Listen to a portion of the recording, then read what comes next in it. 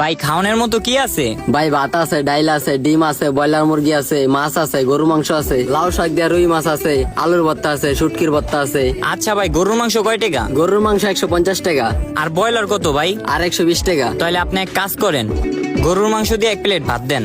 রুহুডারে তো আর কষ্ট দিলে হইব না, রুহুডা গরুর মাংস খাইতে চাইছে। আচ্ছা তাহলে হনে যে আপনি বহেন, আমি দিতাছি।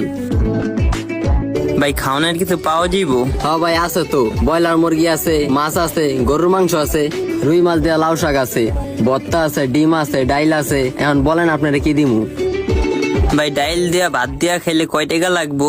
ডাইল দিয়া লাউ শাক দিয়া রুই মাছ দিয়া খাইলে 110 টাকা। রুই মাছও লাগবো না, শাকও লাগবো না, আমার শুধু ডাইল দিয়া ভাত দিবেন। কয় টাকা? ভাই একটা চা দিন।